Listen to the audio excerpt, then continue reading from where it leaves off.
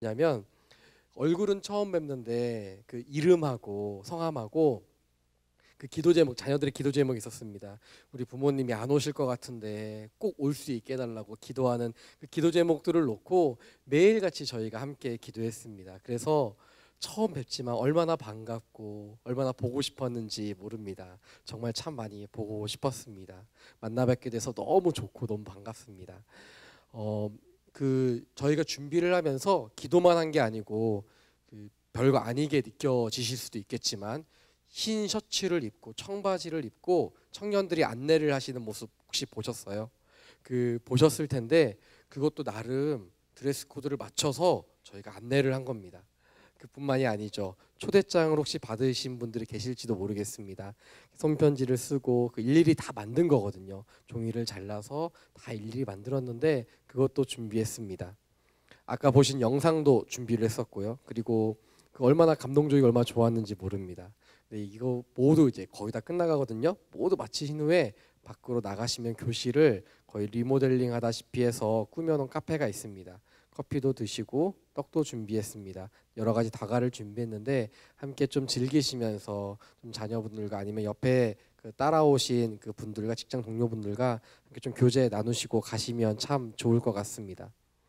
이렇게 여러 가지 준비를 하고 했는데 제게 주어진 시간은 딱 10분입니다. 2분 지난 것 같아요. 이제 8분 남았는데 그 중에 3분은 또 영상을 봐야 됩니다. 우리 함께 영상이 준비되어 있는데요. 우리 함께 영상 보신 후에 제가 계속해서 말씀드리면 좋겠습니다. 함께 영상 보시도록 하겠습니다.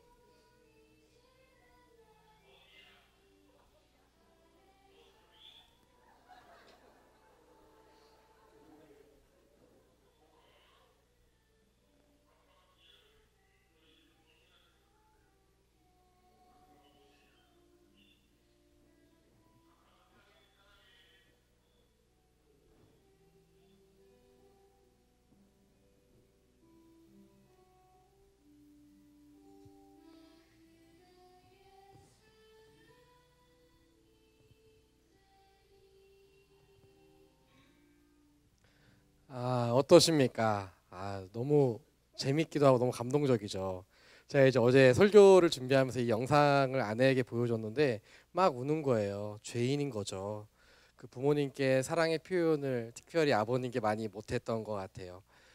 저도 얼마나 눈물이 날 뻔했는지 모릅니다. 참 감동적이고, 저도 이제 작년에 7개월 전에 어머니 소천하셨는데 어머니 생각도 많이 나고, 아버님 생각도 참 많이 나고, 얼마나 사랑한다는 말이 우리에게 가슴을 먹먹하게 하는지 모릅니다. 제가 그 지난달이었어요. 저희 교육자들하고요, 저희 이제 임원들이 있습니다. 임원들이 있는데 청년들하고 같이 단합 대회를 간 적이 있습니다. 가가지고 이제 밤 새벽 1-2시쯤 되었을 거예요. 새벽 1-2시쯤 됐는데 그 게임 중에, 레크레이션 게임 중에 사랑의 문자를 빨리 받는 게 있었습니다.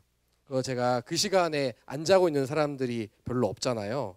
그래서 제가 아내에게 그 시간에 안 자고 있는 걸 알았기 때문에 그 사랑해라고 문자를 보냈습니다. 근데 뭐라고 왔는지 아세요, 여러분? 함께 사진이 준비되어 있는데 함께 좀 보시겠어요?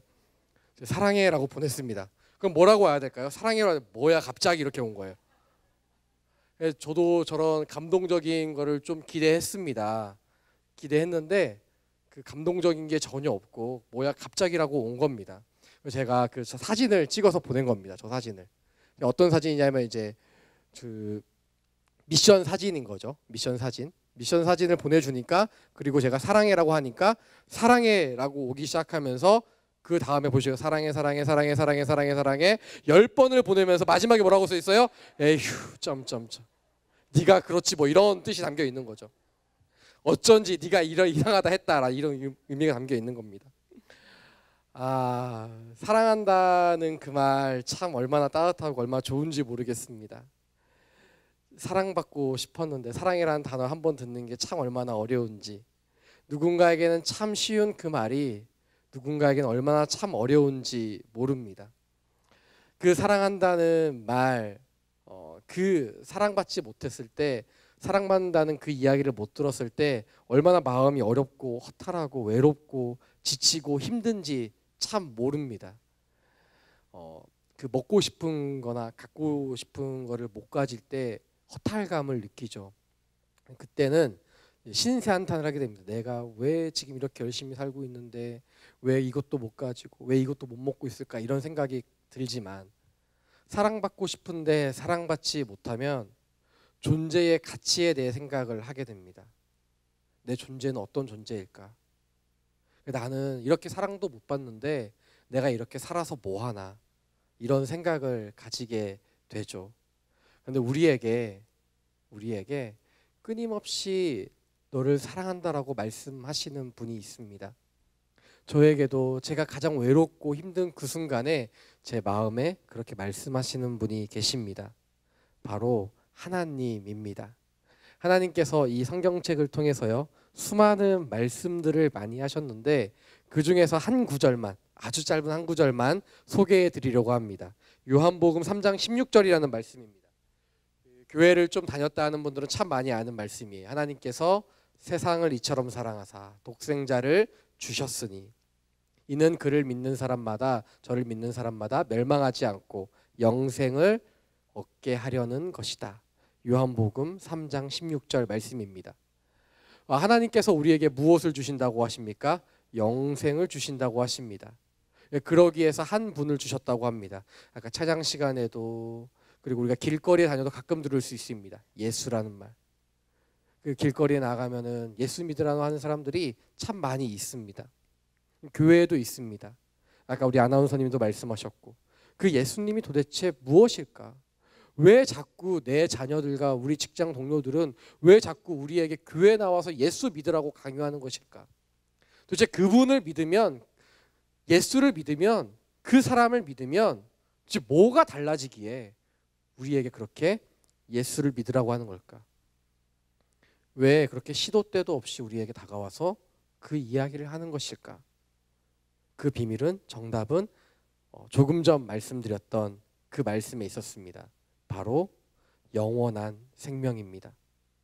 영원한 생명을 우리는 얻을 수 있는 것입니다. 영원한 생명은 무엇입니까?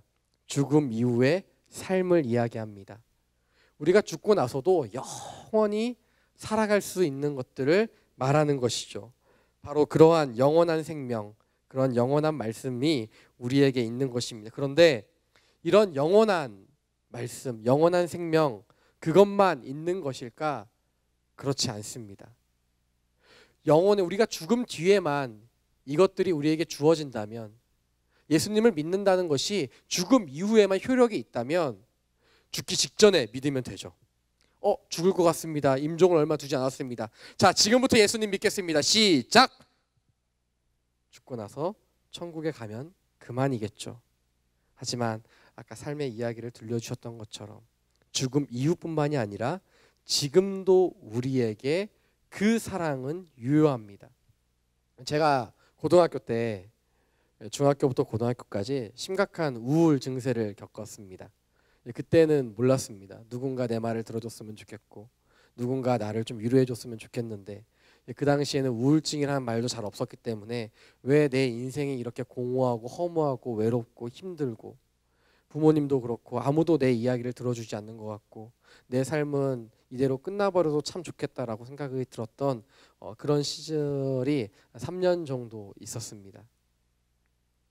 우리에게는 누구나 사람이 옆에 있어도 없어도, 내게 무언가를 많이 가지고 있어도 없어도 외롭고 힘들고 어려울 때가 있습니다. 우리는 누구나 외로움과 두려움을 가지게 됩니다. 그 외로움과 두려움, 어느 누구도 피해갈 수 없습니다. 목사라고 해서 그것을 피해갈 수 없습니다. 결혼을 했다고 해서, 결혼을 하지 않았다고 해서 외로움과 두려움과 인생의 절망과 낭망을 절대 피해갈 수 없습니다. 그러나 우리는 이 피해갈 수 없는, 어쩔 수 없이 운명적으로 받아들여야 되는 그것 가운데 한 가지 위안과 소망을 받을 수 있는 것은 무엇인가? 바로 예수님께서 우리에게 찾아오신다라는 사실입니다. 예수님이 찾아오시면요, 절망이 소망으로 바뀝니다. 외로움이 더 이상 외로움으로 남지 않습니다. 힘든 일이 힘들기는 하지만 더 이상 내 인생의 존재론적인 이유를 찾지 않아도 됩니다. 어떻게 아냐고요? 제가 3년간 심각한 우울증에 겪어봤기 때문에 알 수 있습니다. 예수님을 만나고 나니 그것들이 다 필요가 없더라고요. 친구들도 부모님도 아주 사랑하는 사람도 다 내게 위로를 줄 수 있고 위로의 말을 해줄 수 있지만 이 모든 것을 해결해 줄 수는 없더라고요. 나를 만드신 분, 성경은 우리에게 사람을 하나님께서 만드셨다라고 말씀하십니다. 나를 만드신 분, 그분이 우리에게 찾아오면 내 모든 인생의 고민과 아픔과 힘든 모든 것들을 해결해 주십니다. 그 예수님을 한번 만나보지 않으시겠습니까? 한번 만나보는 것이 내 영혼을 바뀌어드리는 것이 됩니다. 예수님을 믿겠다라고 고백, 아니 제가 한번 믿어보렵니다 라고 고백하는 그 순간 예수님은 우리에게 찾아오십니다. 어떻게 하면 될까요? 창문을 열면 자연스럽게 신선한 공기, 바람이 들어오듯 마음의 창을 열면 주님이 찾아오십니다. 우리가 해야 할 건 단 한 가지밖에 없습니다. 마음을 열어드리는 것입니다. 오늘 이 시간 한번 마음의 문을 열어보시겠습니까? 내가 찾아가지 않아도 그분이 나를 찾아오십니다. 내가 가만히 있어도 그분의 사랑을 알 수 있고 느낄 수 있습니다. 오늘 이 시간 제가 여러분들을 위해 함께 기도하기 원합니다.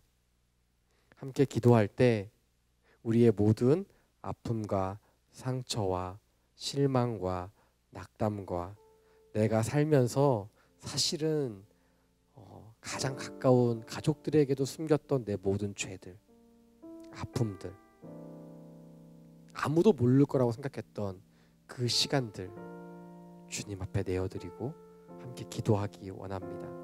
기도하는 것은 간단합니다. 뭐 입술을 벌려서 기도하시면 되지만 홀로 기도하실 때는 이 시간은 제가 기도하는 거기 때문에 눈을 꼭 감으시면 됩니다. 손을 어떻게 해야 될지 잘 모르시겠다. 그럼 손을 맞잡으시면 됩니다. 뭐 무릎 위에 두셔도 괜찮고요. 제 이야기를 잘 들어주시고 제가 마지막에 예수님의 이름으로 기도합니다 하면 그냥 같이 아멘 하시면 됩니다. 아멘은 무엇인가? 네, 그렇습니다 라는 뜻입니다. 제가 여러분들을 위해 기도하겠습니다. 하나님,